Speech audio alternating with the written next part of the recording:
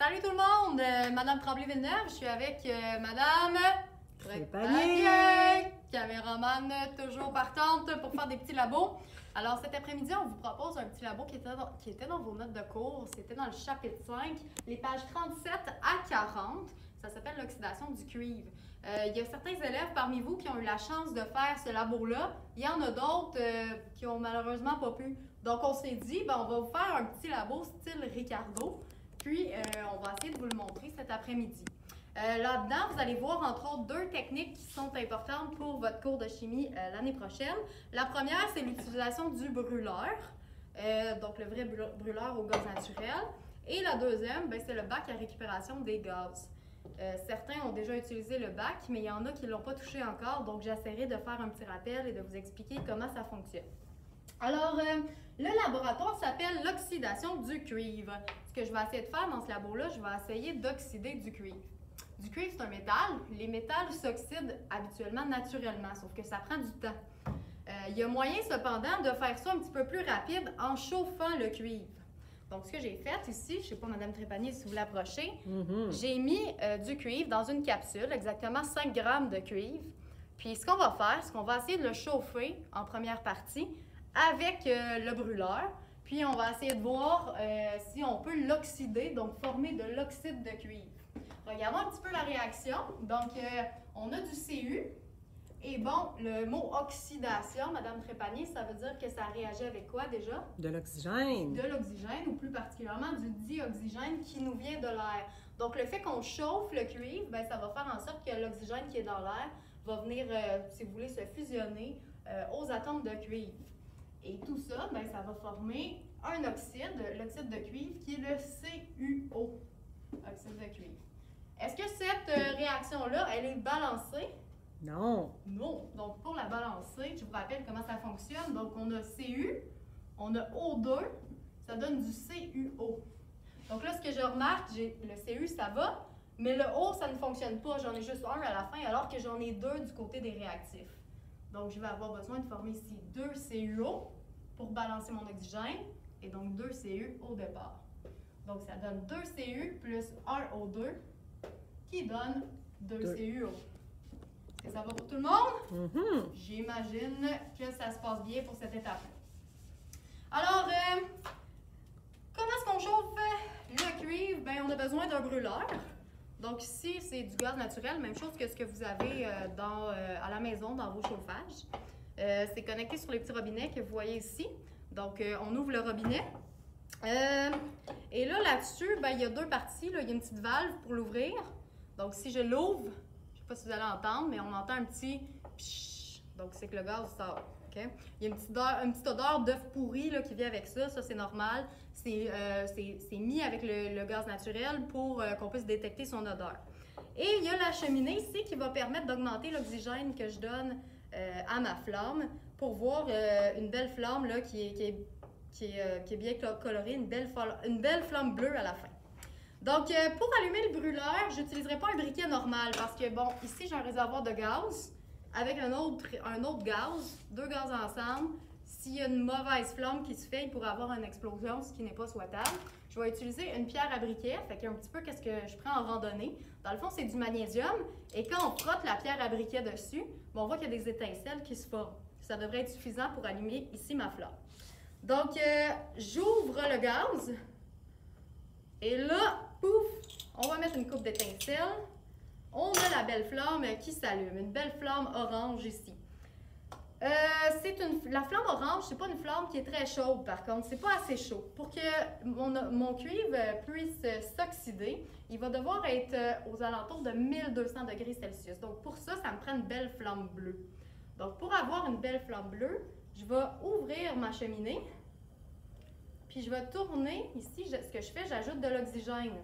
En ajoutant de l'oxygène, la combustion se fait mieux, jusqu'à temps que je vois une espèce de cône apparaître à l'intérieur de la flamme. Je ne sais pas si vous pouvez voir là, sur l'écran, mais on voit une espèce de cône bleu. Je peux peut-être essayer de fermer les lumières.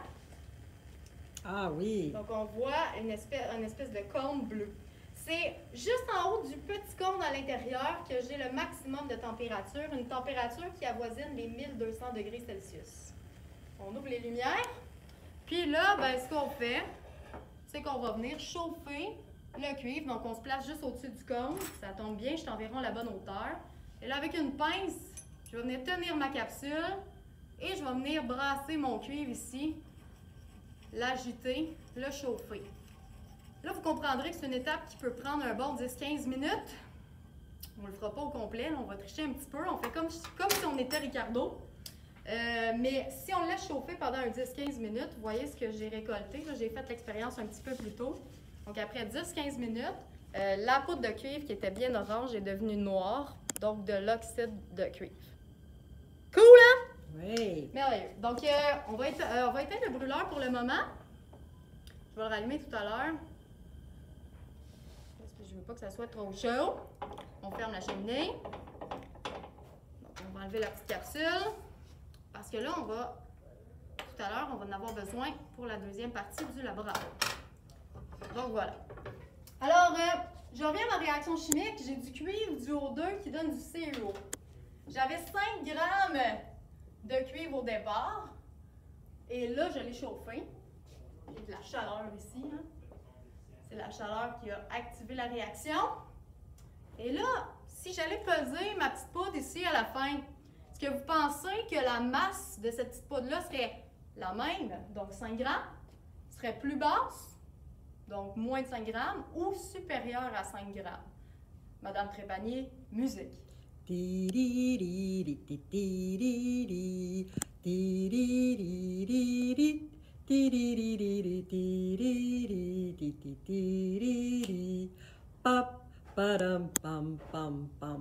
Réponse! Réponse, Madame Trépanier, selon vous? Ouf! Je dirais que ça va être plus. Ça va être plus. Bien, effectivement, vous avez bien raison, Madame Trépanier. J'ai pesé mon CuO.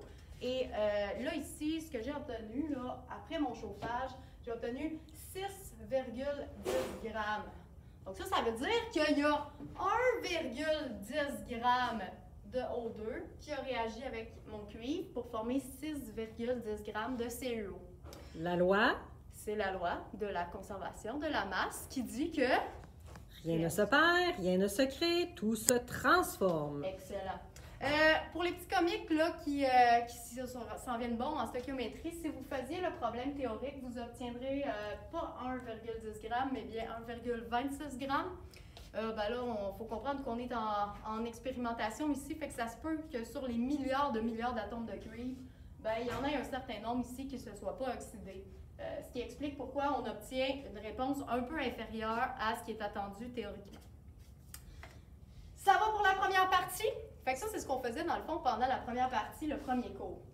Maintenant, en deuxième partie, on va se questionner à savoir, est-ce que je peux prendre mon CuO que j'ai récolté, puis est-ce que je peux arriver puis faire la réaction inverse pour aller retrouver mon cuivre que j'avais au départ de l'expérience? Donc, enlever le haut. Est-ce que je pourrais arriver puis enlever le haut juste comme ça?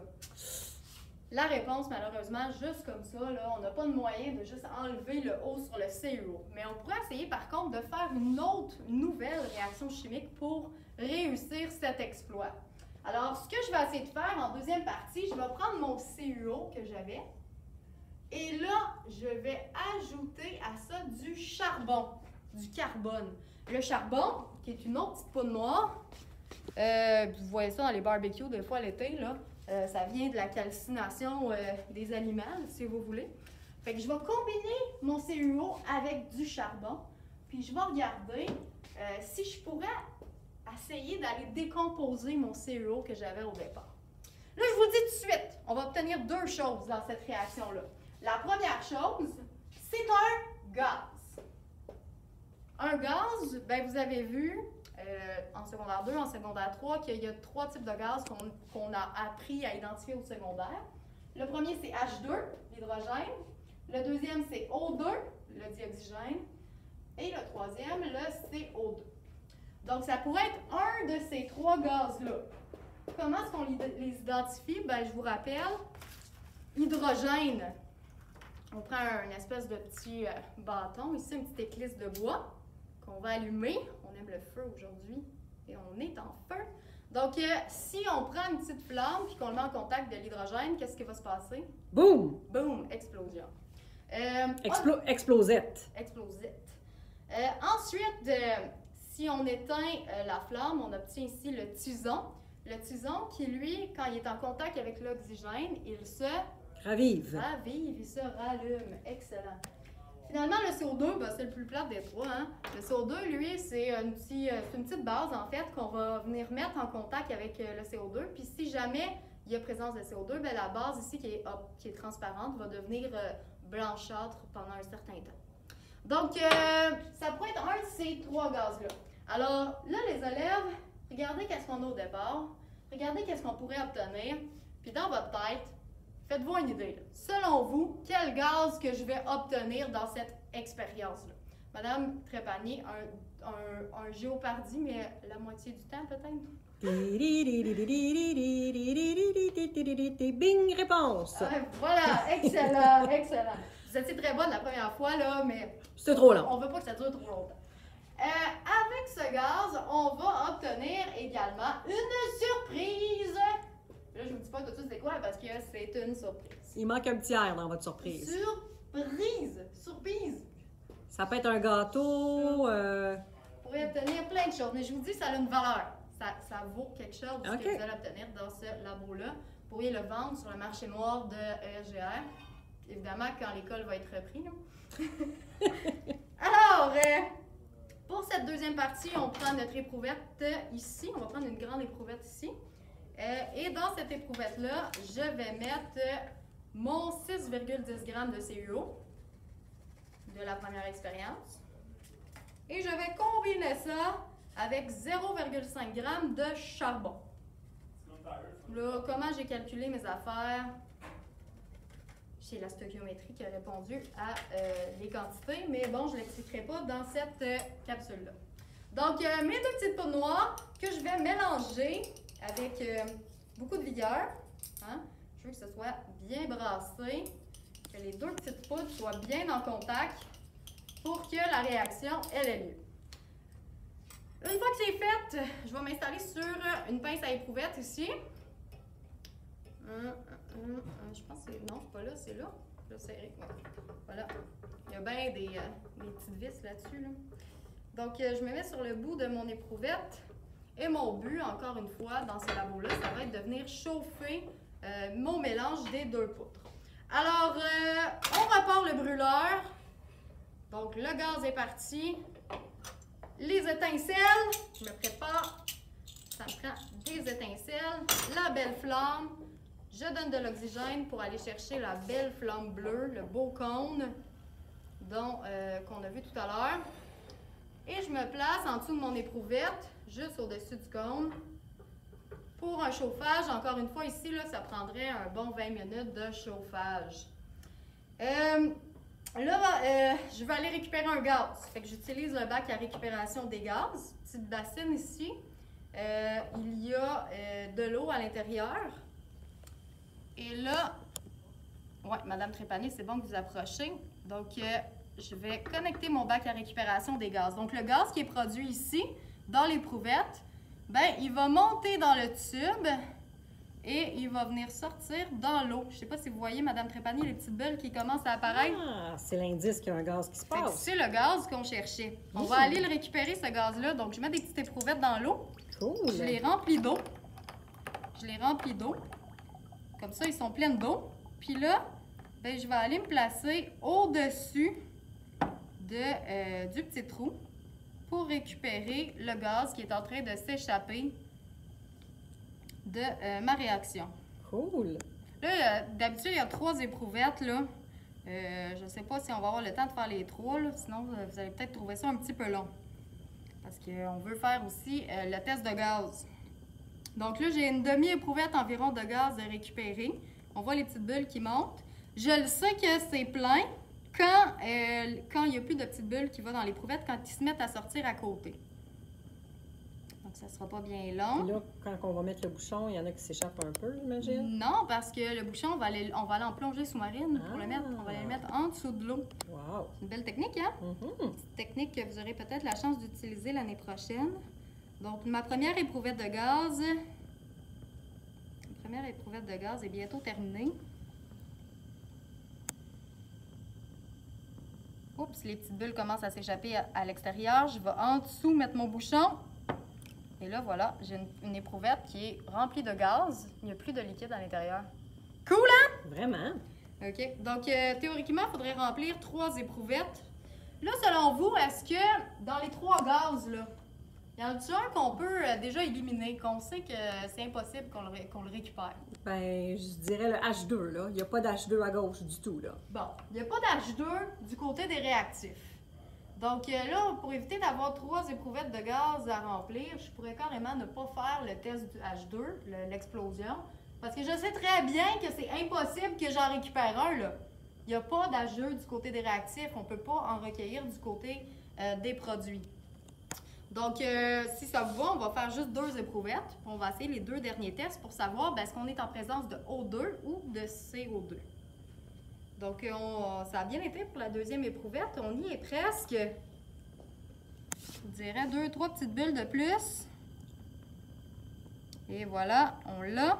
On va en plongée sous-marine, fermer le bouchon. Et on a la deuxième éprouvette de gaz. Alors, test du tison, premièrement, pour savoir si c'est de l'O2. Donc, je vais aller allumer mon tison. Donc, je veux une belle flamme. On éteint. Et là, l'oxygène étant plus léger que l'air, on essaie de mettre notre éprouvette à l'envers. Et on insère le tison à l'intérieur. Est-ce que ça s'est rallumé? Non. Ben non, ça ne s'est pas rallumé. Donc, ce n'était pas du dioxygène.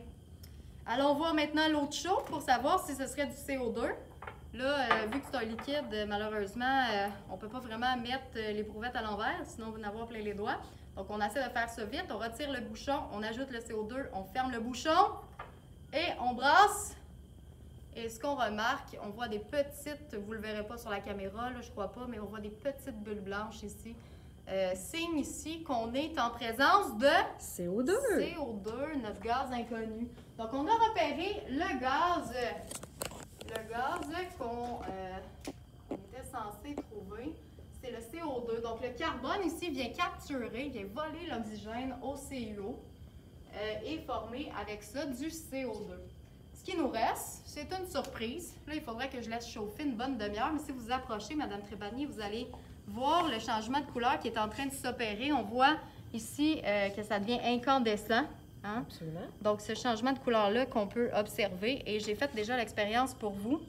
Donc, voici ce que ça donne à la fin. Et on va essayer de le récupérer. Et à la fin, on voit, je ne l'ai peut-être pas fait assez longtemps, mais bon, on voit ici des morceaux de cuivre, la petite poudre orange qu'on voit à l'intérieur ici, qui commence à se détacher.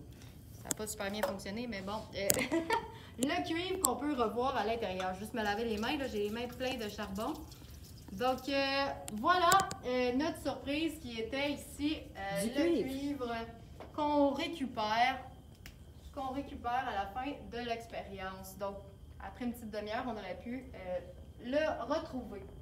Donc, voilà, il nous reste à balancer notre équation chimique. Donc, on veut s'assurer que des deux côtés, on ait la même quantité, donc CuO, C, COO et Cu.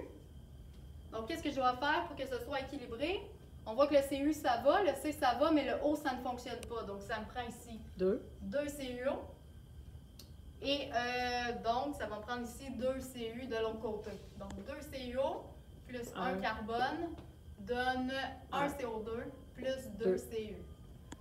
Donc, à la fin de l'expérience, on obtient exactement notre 5 grammes de cuivre, notre 5 grammes de cuivre qu'on avait au départ, qu'on a récupéré à la fin. Donc, ça met fin à cette petite capsule. Donc, j'espère que vous avez trouvé ça intéressant. Des belles petites techniques que vous allez réutiliser l'année prochaine. Bonne journée, la gang. Merci. Bye.